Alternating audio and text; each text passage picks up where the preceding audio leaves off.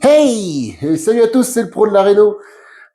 Écoutez, j'espère que vous allez bien. On est de retour dans notre petit chalet dans les Pyrénées. Ça faisait 15 jours que j'étais pas venu. J'ai pris un petit peu de repos le week-end dernier. Parce que tu vois, 2 mois à faire du 7 sur 7, je commençais à être rincé de chez rincé. Impeccable. Là, je suis ado. Ça va être beaucoup de finition. Voilà, tu sais, j'ai commencé plein de travaux, plâtrerie, élec, plomberie. Par manque de matériel ou manque de temps, tu sais, il y a plein de bricoles que j'ai pas eu le temps de terminer, que ce soit au niveau plâtrerie, élec ou plomberie. Je prends et je te fais faire le tour. On y va! Tu vois, j'ai ce bout de doublage à terminer là. Il faut que je finisse de dégager ça pour pouvoir terminer mon bout de doublage ici.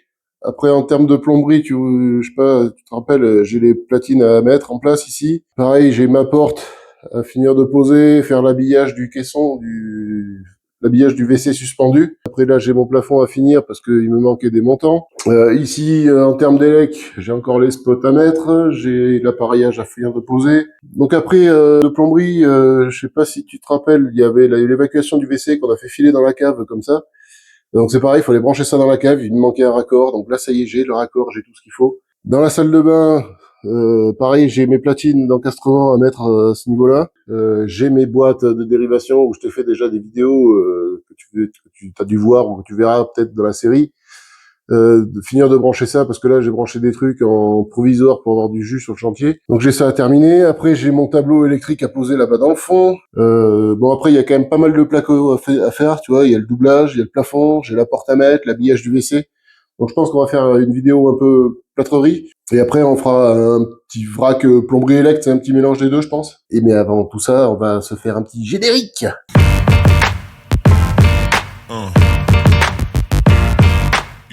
Donc j'ai déchargé mon matos, donc voilà. J'ai ramené mon paquet de montants qui est là, ma porte du WC qui est là.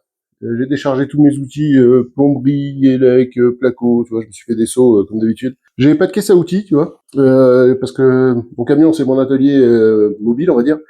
Et si tu veux une caisse à outils, j'aime pas transporter 200 millions d'outils. Dans le camion, j'ai les outils pour faire de la plomberie et de l'élec essentiellement. Après, tout ce qui est carrelage, placo, alors j'ai un peu d'outillage placo quand même dans le camion, parce que même en tant que plombier et électricien, t'es toujours amené à, tu sais, à faire des trous dans le placo, couper un bout de rail, machin. Donc c'est important d'avoir quand même un peu d'outils de plâtrerie. Tu vois, j'ai tellement d'outils que si je me trimballe une caisse, elle fait 500 kilos, quoi. Donc j'ai tout stocké dans le camion, tu vois, j'ai des casiers et tout. Si ça t'intéresse, je te ferai le tour du camion. Après, on soude beaucoup aussi. J'ai pareil, j'ai tout ce qu'il faut pour souder dans le camion. Tu vois, j'ai un poste mobile un peu, mais les bouteilles, c'est pareil, c'est très très lourd. Donc il faut savoir préserver un peu son corps. Donc du coup, ben voilà, on fait ça. Du coup, on a tout dans des caisses. Tu vois, on a des mallettes pour les outils électroportatifs et après tout ce qui est tournevis, petit outillage. On met tout ça dans des seaux. On a des casiers dans le camion où il y a trois quatre outils de chaque sorte, tu vois, avec la molette, pince multiples, les tournevis, les pinces à dénuder, tout ça, parce que on est par équipe de 2, voire 3. Et donc du coup, quand tu prends le camion, il faut des outils pour tout le monde. Donc voilà, là c'était la petite parenthèse.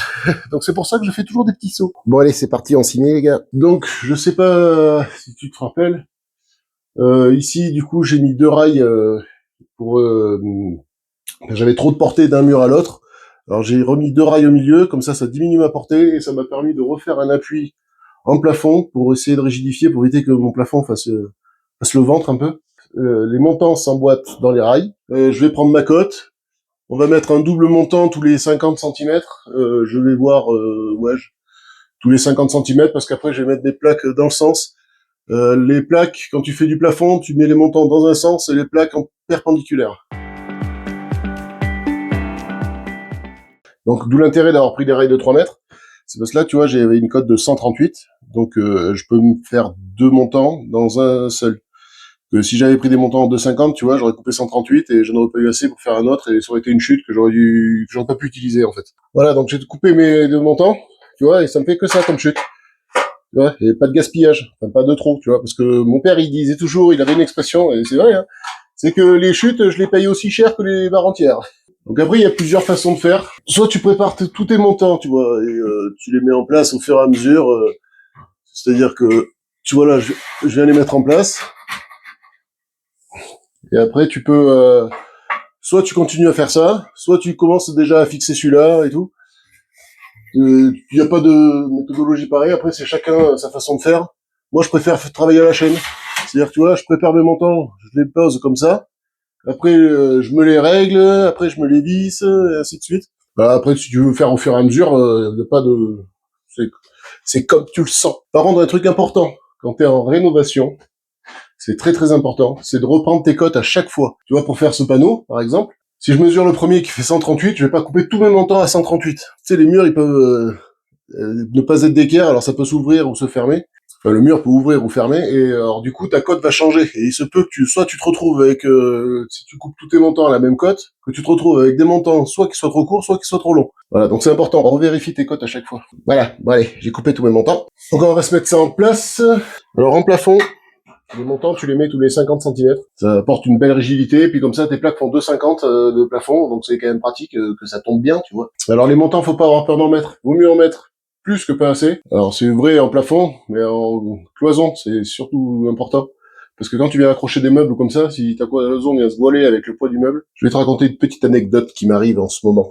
Je suis sur un chantier, là, je pars chez nous, là, sur le bassin, et plaquiste, il a mis un montant, sans le doubler, tous les 60 cm. Il y a une hauteur de plus de 2,50 m, si tu veux, et la cloison bouge énormément. J'ai des gros meubles basques, c'est une grosse villa, et j'ai refusé le support, parce que quand je vais venir pendre mon meuble, je te garantis que la cloison va se mettre comme ça. Et du coup, le carrelage, tout, ça va pas être génial, parce que quand je vais arriver à poser mon meuble, moi, ça va être carrelé, je vais y mettre mon meuble, ça va tirer sur la cloison, le carrelage, il y a tout qui risque de fissurer et tout. Donc ça va être un peu la galère. Pourquoi il a fait ça comme ça, je sais pas, il s'est peut-être trompé, tu sais, ça arrive à tout le monde de faire des erreurs. Salle de bain, cuisine, c'est un double montant tous les 40 cm. Donc là, c'était pas du tout le cas, il y avait un simple montant et tous les 60 cm. Du coup, tu sais, à faire des économies sur les montants ou les trucs comme ça, là, le temps qu'il va passer à redémonter ses plaques, remettre des montants et tout, il perd plus d'argent à faire ça que d'avoir dépensé des sous à racheter des montants pour en remettre. Donc tu vois, tu rentres d'un côté, tu l'écartes, tu fais glisser de l'autre.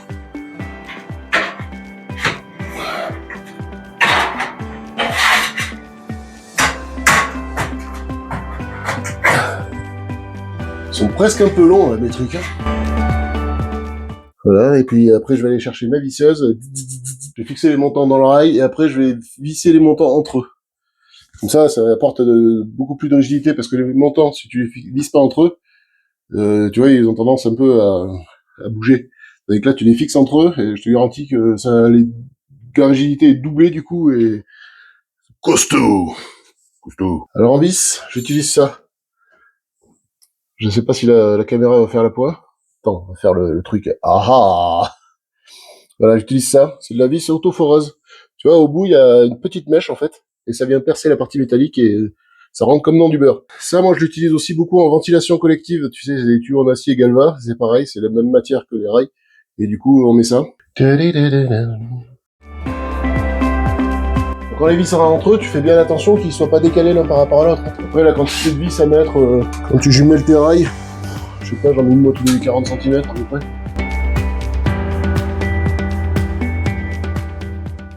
Hey, pour faire cheminer tous mes câbles, le problème que je vais avoir, c'est qu'il faut que je les descende dans mon pépon. Il faut encastrer les câbles dans les murs, c'est vrai que dans cette pièce, je l'avais pas fait. Tu vois, l'important d'avoir repéré mes câbles avant, c'est que je les ai passés, maintenant, ça doit faire un mois, je pense. Et tu vois, si je s'attrape un câble, hop là, tu vois ici, le scotch blanc, j'en suis un peu loin, et tu vois, j'ai un repère dessus avec écrit ce que c'est. Donc on va les faire cheminer dans les ossatures, et après, il faut que je les encastre dans mes cloisons. Voilà, donc la trace qu'il y a là au mur, tu t'en occupes pas, il y avait de la moquette collée, de la moquette. Ouais, de la moquette, bien entendu. Donc je vais faire cheminer mes câbles dans le plafond maintenant, c'est pour ça que je les ai mis en attente là, parce que je voulais pas percer mon plafond. Je vais les poser sur mon ossature, et après je mets ma laine. Ici, on a radiateur. Donc le radiateur, il vient là-bas au fond. Donc lui, il doit traverser toute la chambre. Il vient là-bas au fond? Non, je crois que j'avais dit sous la fenêtre. Oui, c'est ça, sous la fenêtre. Le mec se rappelle même plus où il met les affaires.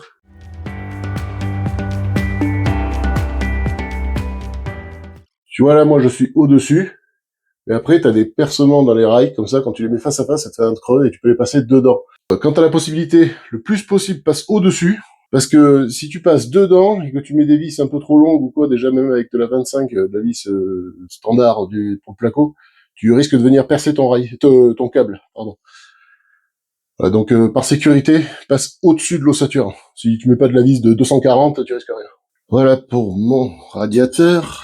Après ça, c'est des prises. J'ai pas trop à me poser la question. Tu vois, il y a pas de repère, il y a rien. Je vois que c'est du 2.5 et dans 2.5, j'ai que ça dans la chambre. Donc j'en ai deux, parce que j'en ai un qui doit aller prise téloche de la chambre. Et l'autre, c'est les prises tête de lit. Ouh, j'en ai même trois. Donc j'ai une prise aussi à l'entrée. Je réfléchis à mon aménagement parce que j'ai les murs en dur, je vais mettre de la goulotte. Alors c'est sûr, c'est pas super esthétique, je pourrais faire des saignées. J'ai pas envie de fragiliser mon mur, même si je fais un rebouchage et tout.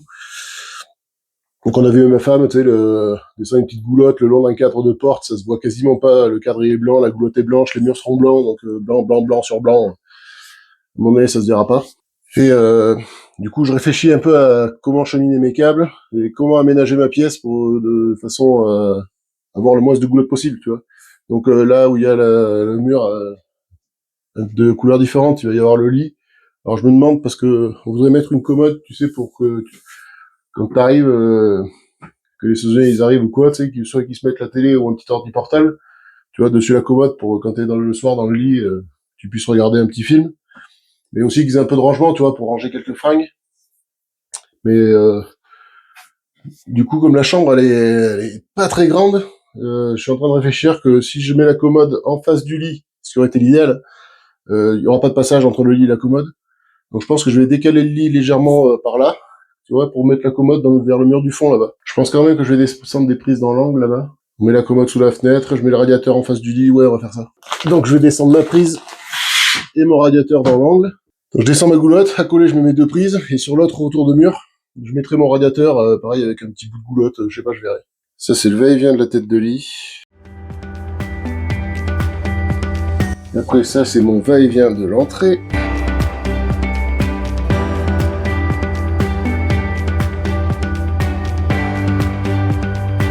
Voilà, et donc celui-là, on va s'en servir à faire les prises tête de lit. Donc là maintenant je vais passer pour l'éclairage. J'ai amené mon alimentation d'éclairage jusque là. Donc maintenant je vais faire un pont d'un spot à l'autre, je vais mettre que 2 spots dans la chambre, ça va suffire. Voilà, ça c'est fait, alors maintenant on va appliquer la laine. C'est la partie la plus rigolote en blotterie, c'est trop l'éclate. Alors la laine, je vais pas m'embêter. Elle fait 3,70 m je crois en longueur le rouleau, une fois déroulé par 1,20 m. Donc dans la partie à 1,20 m, je vais couper la largeur que j'ai besoin. Voilà, Ursa. Tadam. Donc c'est la laine, tu vois, sur l'emballage, il y a marqué mur. Bon, après, moi je la mets au plafond. Je pense pas que, tu sais, que tu la mettes au mur ou au plafond, je pense qu'elle fait le même truc. Hein. Me dis pas que l'isolation, elle se fait en vertical ou en horizontal. Hein. De la laine, c'est de la laine. Donc c'est pour l'isolation thermique, mais moi ce qui m'intéresse, c'est surtout, tu vois, c'est performance acoustique garantie. Et comme là, je me fais un plafond acoustique entre le haut et le bas, c'est pour éviter d'avoir la résonance du bruit de l'étage quand les locataires sont là, sur l'appartement du dessous. Pas grand chose à expliquer sur la pose de laine de verre, hein. Tu découpes tes trucs, tu essaies de la faire jointer le mieux possible.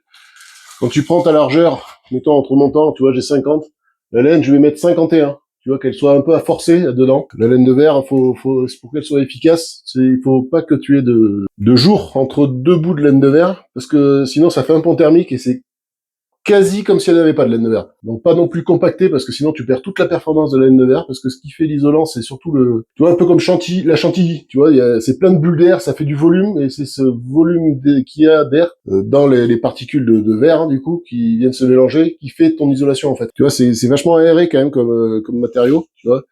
Et c'est pas tellement le verre qui vient de faire l'isolation, c'est surtout le fait que ce soit aéré en fait. Et après t'appliques ça, donc dans la mesure du possible, tu fais pas comme moi, hein.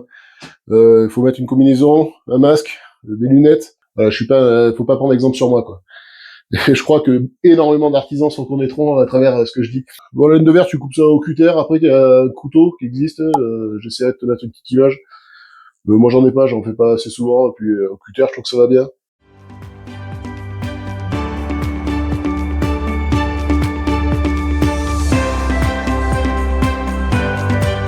Je fais bien rentrer la laine dans les montants de chaque côté. Après là elle fait un peu le ventre, mais quand je mets avec la plaque, ça va tout tenir.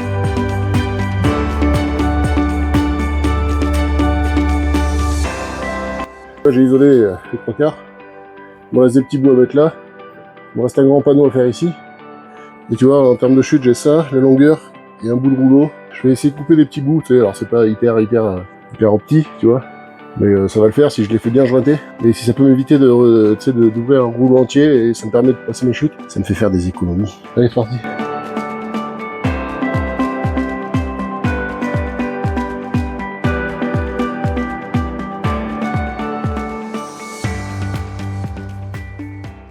Et bien là, les gars, c'est du pile-pile, hein. Tu vois, tout est laine. Impeccable. Voilà les chutes, hein.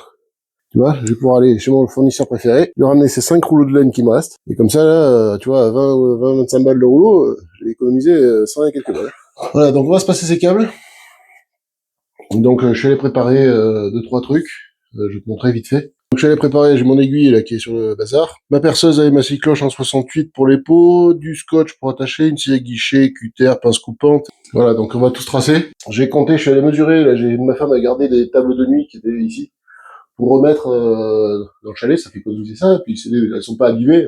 Bon, elles sont un peu datées, on va dire, elles sont plus dans le style de l'époque, elles sont en bon état, donc on va les garder. Donc j'ai mesuré, ça fait 45 à peu près, 43 exactement, donc je pense qu'une table de nuit c'est entre 40 et 45, tu vois, en termes de dimension. Donc je vais partir 45, la table de nuit collée au mur, et le lit collé à la table de nuit, et je mettrai mes prises derrière les tables de nuit, tu sais, pour brancher la lampe de chevet, brancher ton chargeur de téléphone, et brancher d'autres trucs, et moi tu branches ce que tu veux. Donc deux prises chaque fois de chaque côté du lit, un inter à l'opposé de l'entrée de la chambre. Allez, c'est parti, on trace ça. Donc mes 45 sont là. Donc je terrasse 32. Bon, les prises, je les mets à 30 cm du sol fini. Donc là, j'estime que je vais avoir 2 entre mon carrelage, la colle, tout ça. Voilà, donc je vais quand même les centrer, parce que je connais ma femme, tu vois. Elle est un peu détox des fois. Si elle sort la table de nuit et qu'elle voit qu'entre le lit et le mur, la prise n'est pas centrée, ça va faire psychoter, ça.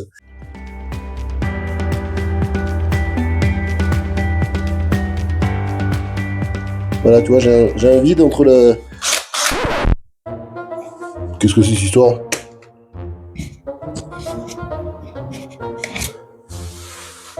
Alors là, celle-là, je m'y attendais pas du tout. Je te montre pourquoi je m'y attendais pas du tout. J'étais persuadé que ce mur, c'était un mur en briques qui était redoublé. Et en fait, pas du tout, c'est une cloison. Pourtant, j'ai mesuré, tu vois, et mon angle, il correspondait pas, donc... parce que regarde. Coucou les panneaux d'OSB qui sont derrière. Du coup, mais là, c'est la merde. Parce que dans le pépin, pour encastrer quelque chose, des bonjours la galère. Hein. C'est ce que j'essaie de t'expliquer dans mes vidéos, c'est que quand tu fais de la réno, il y a toujours un truc... c'est qui est pas prévu, quoi. Eh bien allez, c'est parti, on va faire ça, je vais faire mon deuxième trou là en bas, on va se percer tout le truc juste en haut là, et puis on va passer notre câble. Alors là, ça va que c'est chez moi, mais tu vois, chez un client, là, je me serais gouré, quoi.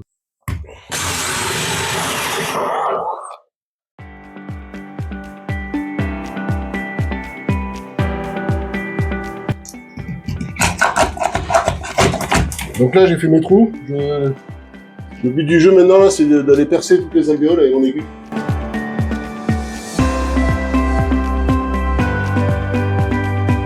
Tu vois pourquoi faut faire des trous tous les 40 ou comme ça? Parce que ton aiguille, en cassant les alvéoles, elle se dévie, et du coup, jamais t'arrives en haut.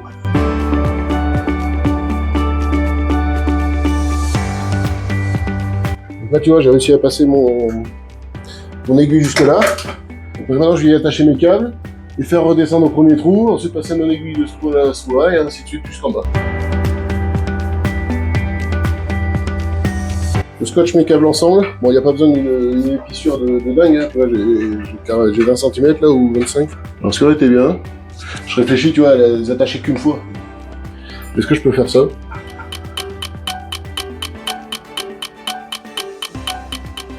Oh, c'est pas impossible que je puisse faire ça.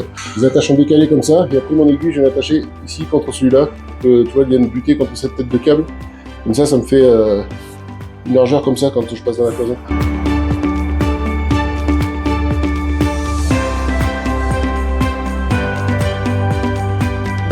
Bon là, je te garantis que ça va forcer, parce que t'as vu la taille de l'aiguille, t'as vu la taille du câble, je vais devoir recasser les alvéoles avec le câble.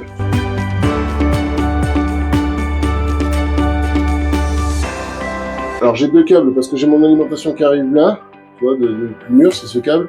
Et après j'ai la prise qui repart de l'autre côté du lit.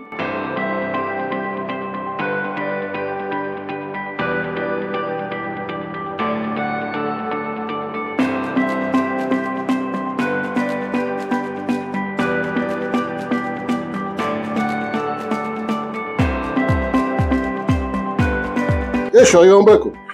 Oh, qui se chance. Rêve pas, hein. C'est exceptionnel ça. Donc t'as compris le principe, hein. Donc maintenant on fait pareil de l'autre côté.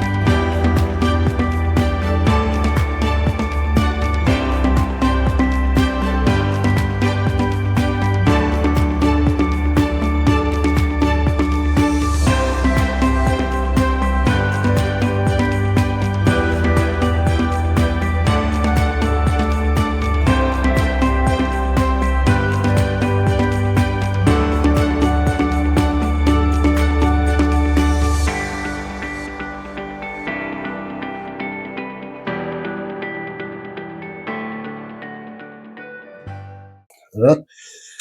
Et là, ce que tu fais à ce stade, parce que tu vois, l'inter doit s'arrêter là et la prise doit continuer à descendre. Mais là, j'ai encore mes deux câbles attachés. Alors, plutôt que de m'embêter à couper mon attache, la refaire, tu descends les deux à la prise et au niveau de l'inter, ton câble, tu lui laisses une boucle. Comme ça, quand tu détaches après en bas, tu le retires. Va pas t'embêter à perdre du temps à refaire les attaches quand elles sont bien faites et qu'elles tiennent. Voilà, tu vois, donc là, je renvoie tout.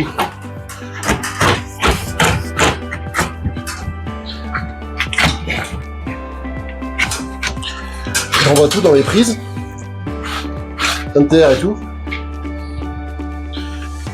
On va essayer de pas faire de nœuds.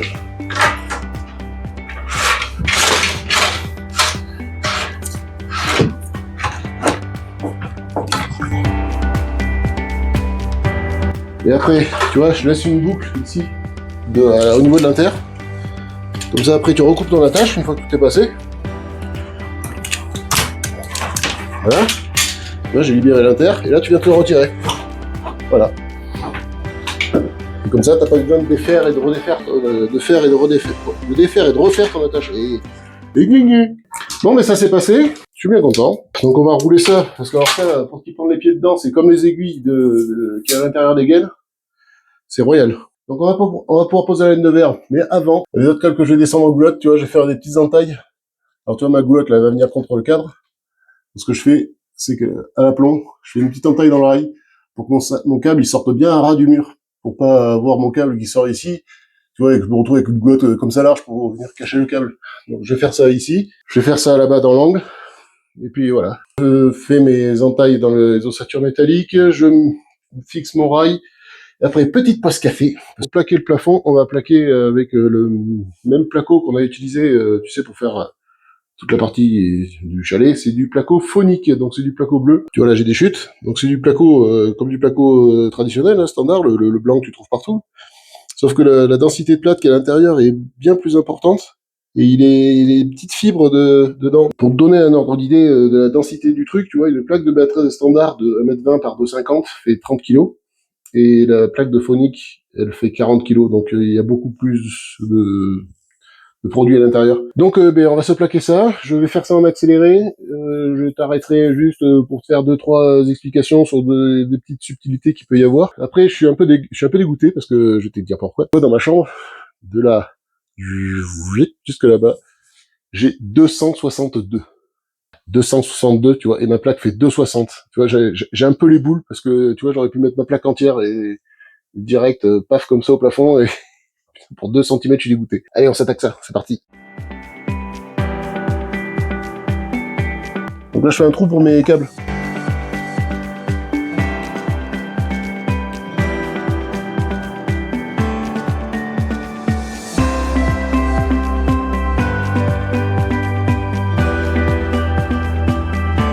Faux éclairage de dingue.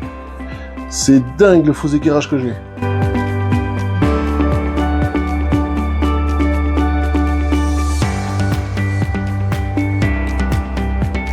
En voilà pour une. Tu rigoles, mais c'est tellement pas d'équerre que j'ai 2,60 m. Donc je vais essayer de me rentrer une plaque entière. Et là, je vais me faire chier grave. Oh la vache, comment c'est lourd. Je sais même pas si je vais pouvoir la rentrer, parce que comme 2,60 m là, comment je vais faire? Je suis en train de faire le con. Ouais, elle est rentrée, c'est bien. Et maintenant, pour la mettre sur le lève-plaque, vous voyez ce que c'est là? Est-ce que vous savez ce que c'est là? Là, c'est le mec qui est têtu. Ni plus ni moins. Là, le mec, il est en train de se faire chier, de se tuer la vie, juste pour réussir à mettre sa plaque entière.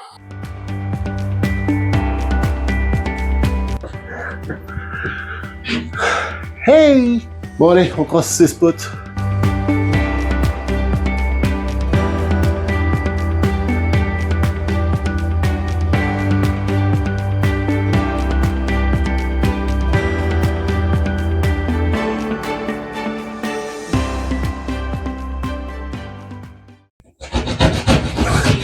Là, ce qui se passe, c'est qu'avec le faux éclairage, mes deux plaques, elles sont un peu décalées, tu vois, comme ça, là. Donc, je recoupe la petite partie, là. Ça, dans tous les cas, c'est une étape que j'aurais faite, même sans faire la bourrique, à vouloir mettre une plaque entière. Parce que là, mettre la plaque entière, honnêtement, c'est bien, hein, mais c'est de la connerie, c'est se faire chier pour rien, quoi. Tu la coupes en deux, tu en fais une bande et puis terminé, quoi. Ah, mais elle rentre pile poil, quoi. Je suis trop content. Des petites victoires inutiles. Là, j'aurai mon pote Fredo. J'ai un pote qui m'aide toujours à faire des rénaux, tout ça. Là, il aurait hurlé. Il m'aurait hurlé dessus. À vouloir faire la bourrique et tout. Là, c'est sûr. Petite dédicace à mon Fredo d'amour. Bon, voilà, ça y est, j'ai fini de plaquer mon plafond. Voilà, donc tu vois, tout beau, tout plaqué. Là, j'ai fini avec des chutes. D'ailleurs, en parlant de chutes, tu vois, là, il y a des petits bouts. Bon, c'est pas grave, tu sais, je vais faire des bandes, après, je vais faire des ratissages, tu vois, ça fleure pas pile parce que ici, là, j'ai un bord aminci de ce côté, et là, je n'ai pas. Bon, on va continuer par faire l'habillage du bâti. On va se faire l'habillage de ce bâti en premier, parce que j'ai réfléchi, il n'y a pas d'ordre, tu sais, à faire la porte ou le bâti en premier, mais je me dis que si je fais la porte, je vais m'embêter pour passer les affaires, parce que c'est une porte assez étroite, c'est du 63 cm, parce que j'ai pas énormément de place, comme l'appartement est petit. Donc, ça fait pas un gros passage, mais ça marche. Donc, on va faire ça sur ossature métallique, les placots. Sur le bâti, ce qui est important, c'est 2 épaisseurs de placo, de préférence hydro, parce que c'est quand même une pièce où il y a de l'humidité. Mais ce qui est important, c'est les 2 épaisseurs. Alors tu me mets 2 BA13 ou un BA18 ou voire un BA25. Alors, les numéros qu'il y a derrière BA, c'est les épaisseurs en millimètres de la plaque. Parce que si tu mets qu'une peau, la plaque offre pas assez de résistance, si tu veux, avec le poids de la cuvette et le poids de la personne. Ça offre pas assez de résistance et du coup la cuvette avec le temps a tendance à s'enfoncer un peu dans le placo. Donc c'est pour ça, 2 épaisseurs c'est important.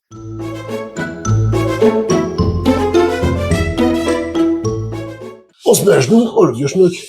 Du coup, on va faire donc cet habillage sur ossature métallique. Il y a plusieurs façons de faire parce que c'est un habillage. Et comme son nom l'indique, c'est pour juste habiller. Il y a aucun côté structurel. Je veux dire, c'est pas l'habillage qui tient le WC. Tu vois, le WC il tient déjà tout seul.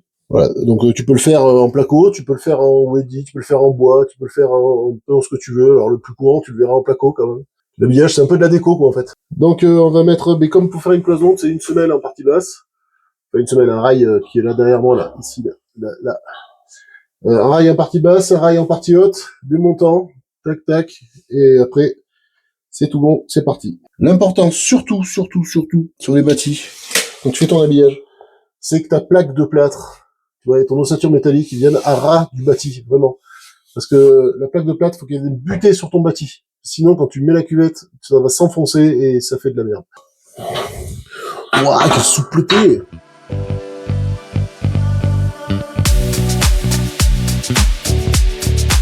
Donc, ce que je fais, tu vois, je prends un niveau, un montant, tu prends ce que tu veux pour te faire l'alignement que tu vas mettre. Donc là, je te montre en haut parce que tu vois bien.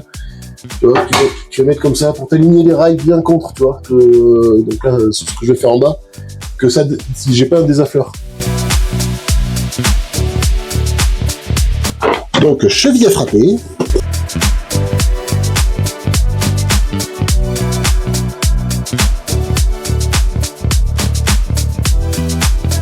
Donc le montant, enfin les rails du bas, c'est bon. Le rail du haut, je prends ma cote, 89,5.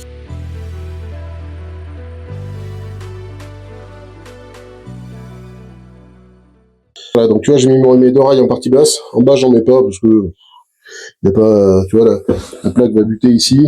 Et après, de là à là, j'ai même pas 10 cm. Enfin, j'ai 10 cm, quoi. Donc ça va. Et puis, il n'y a pas d'effort ici à cet endroit-là. Donc, ici, ce que je fais, je mets un montant comme ça, un rail comme ça, parce que comme ça, mon montant va venir rentrer à l'intérieur. Je vais visser ça ici, visser ça au fond, et comme ça, ça me permet de remettre des montants là et là. Bon, là, il est coupé parce que il n'y a pas besoin que structurellement, ça changera rien. Je vais faire le montage de tout ça. Donc, je vais me régler d'abord mon rail du fond de niveau. Comme ça me permettra de faire le niveau sur ce rail-là. Et après, comme ça, je peux mettre mes montants à l'intérieur. On va assembler ça de suite. Voilà, donc ça, c'est le montant qui va venir sur le dessus du bâti. Et ça, c'est le montant, c'est le rail qui va venir sur le dessus du bâti. Et ça, c'est le rail qui va revenir contre le mur. Donc, je visse les deux ensemble. Tu vas voir. Je vais finir de le monter, tu vas tout comprendre. Donc, les 2 rails, je les mets bien bord à bord.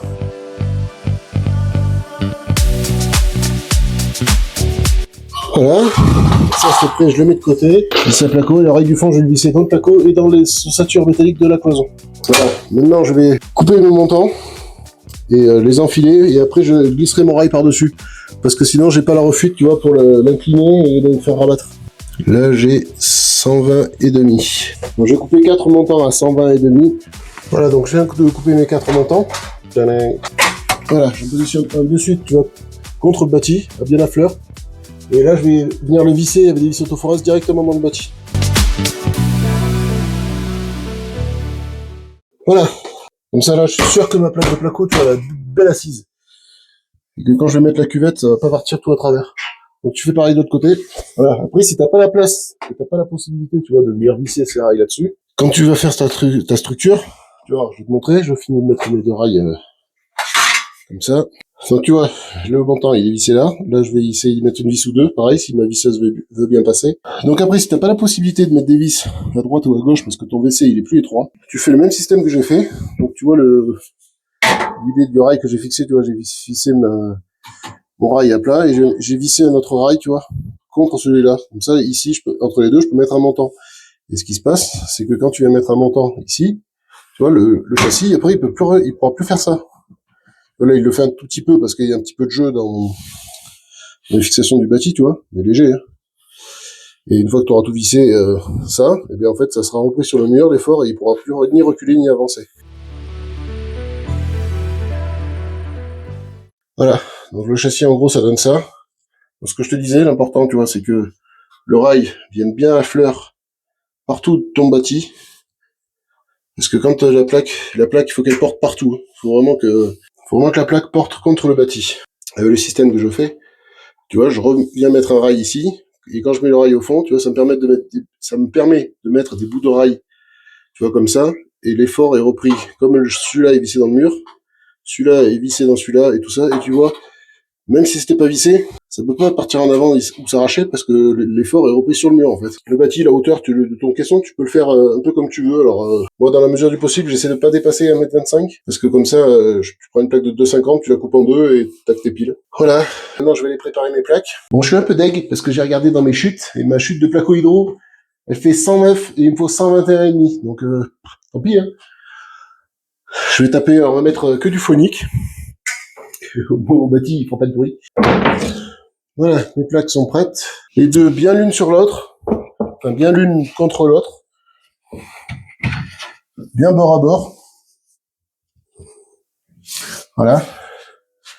Parce que là, ce qu'on va faire, je vais tracer, je vais aller mesurer, tracer, et percer, et je vais percer les deux à la fois. Comme ça, je me fais pas chier à mesurer deux fois. Donc, quand tu veux tracer quelque chose comme ça, tu me gardes toujours le même point de repère. C'est-à-dire que là, je vais mesurer du bas à l'axe de mon tuyau d'évacuation, du bas à l'axe de mes tiges filetées, du bas à l'arrivée de la chasse, et ainsi de suite, jusqu'à la plaque de déclenchement.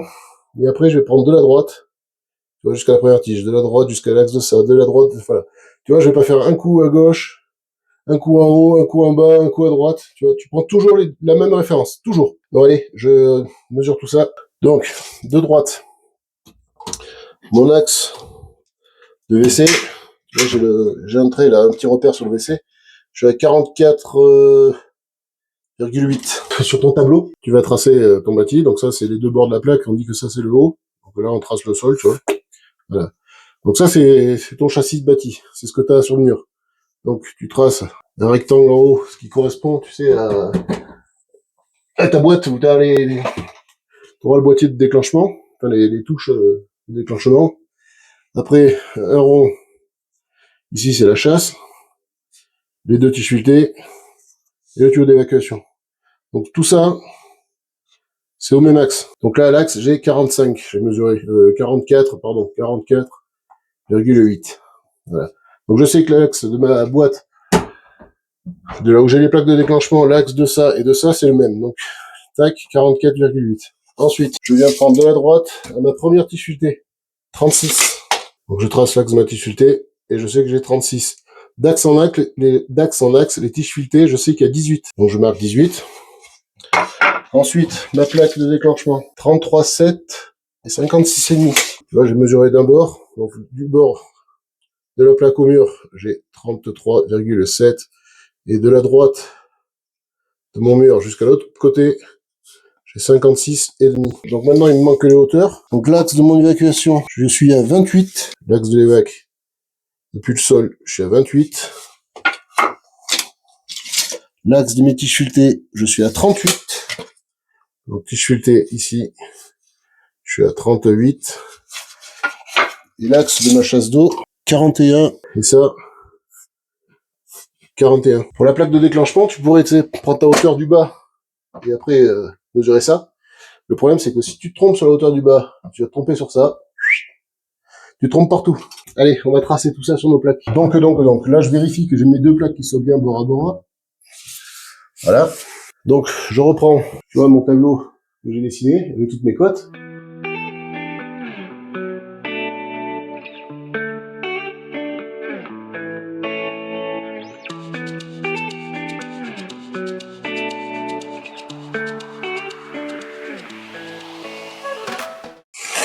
Voilà. Après, tu prends la perceuse, les scie cloches. Ici, j'ai une évacuation en sang, donc je vais percer. Ma scie cloche en sang, elle est morte. Elle a décédé, la pauvre. Faut que j'en rachète une. Donc je vais faire un trou en 125, c'est pas grave. Ici, je vais faire un trou en 68, et là, je vais faire des trous scie cloche de 20, je crois qu'elle fait ma scie cloche. Voilà. Donc ce que tu fais, tu redresses tes plaques. Tu vois, tu les mets de niveau, parce que quand elles sont inclinées, comme ça, elles sont pas parallèles, enfin pas bord à bord. C'est la diagonale fait que elles arrivent pas pile, quoi. Donc tu les mets droites, tu les redresses et après tu viens percer les deux à la fois. Voilà. Alors c'est bien avec Bosch. Tu vois, j'ai un jeu de scie cloche, c'est interchangeable. Pas besoin de monter l'embout. Tu vois, je tire là-dessus. Regarde. Tu vois, je tire, clac, je sors ma scie cloche. Je prends l'autre. Et voilà, clac, c'est fini. Voilà, donc ça on vire, on prend la grosse. Faut aussi changer la scie cloche. Force de couper du placo. Voilà, je vais refaire des petits trous en haut pour passer ma scie à guichet facilement. Parce que de percer deux plaques à la scie à guichet, c'est assez difficile. Donc tu te fais des avant-trous, et comme ça tu passes la lame, c'est déjà fait. On fait un dans chaque angle. Tu sais, comme quand tu viens percer un plan de travail par exemple, pour faire fixer un œillet, vous passez la lame de sauteuse.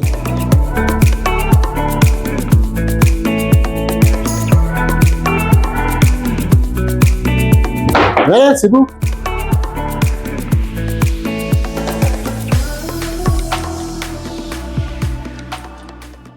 Voilà.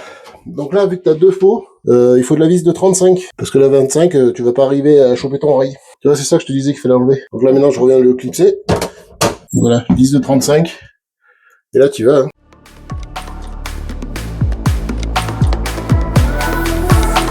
Donc je sais que mon rail en bas, j'ai coupé 19. Donc je sais qu'à 19, j'ai le bord de mon bâti. Donc mon rail, il est juste après le trait.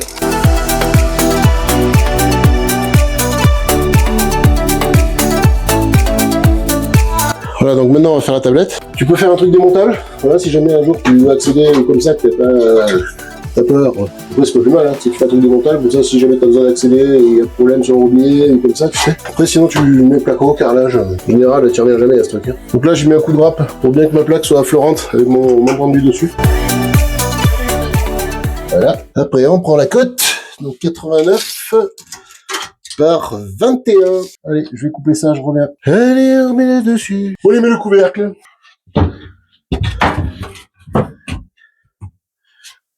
Hein? Petit couvercle.